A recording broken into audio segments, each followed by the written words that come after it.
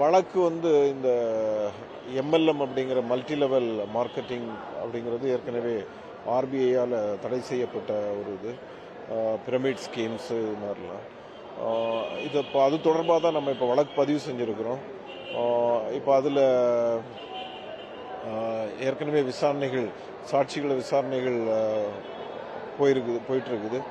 அதே போல் அது சம்பந்தப்பட்டவர்களுக்கு சம்மன் கொடுத்து அவர்களையும் முதல்கட்ட விசாரணை நடைபெற்றிருக்குது.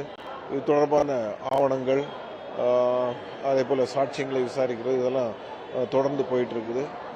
இதில் கூடிய சீக்கிரம் ஒரு முடிவு செய்யப்படும்.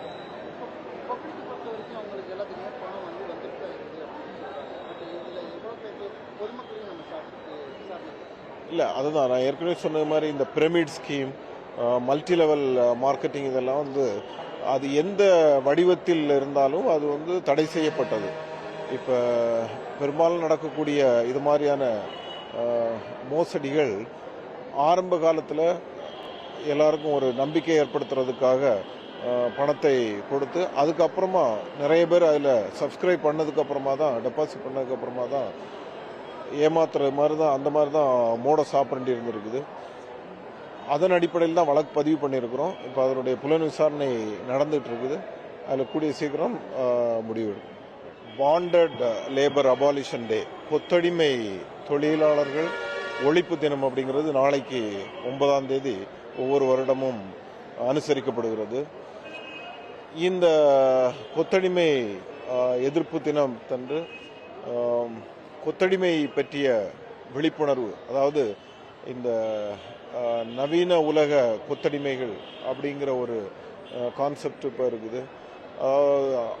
முன்பணம் வாங்கி கொண்டு தொழிலாளர்களை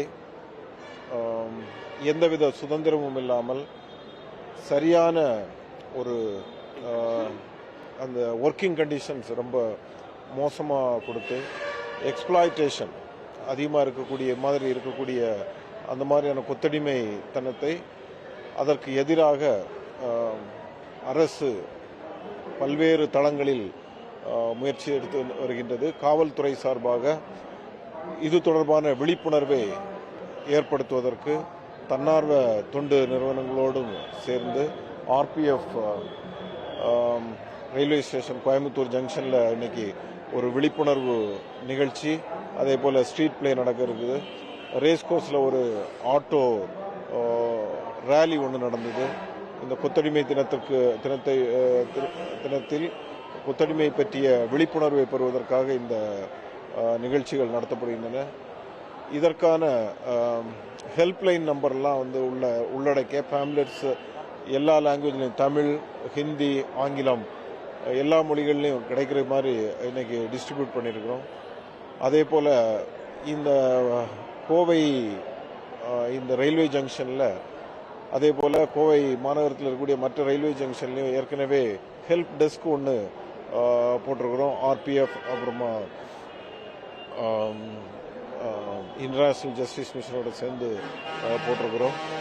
இது ஏன்னா கோவை மாநகரத்தில் உள்ள இந்த ரயில்வே ஜங்ஷனில் ஆயிரக்கணக்கான தொழிலாளர்கள் பல்வேறு மாநிலங்களிலிருந்து வருகின்றார்கள்.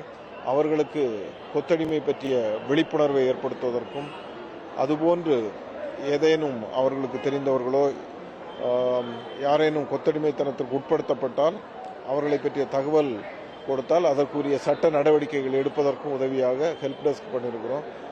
தொடர்ந்து ஆர்பிஎஃபோட சேர்ந்து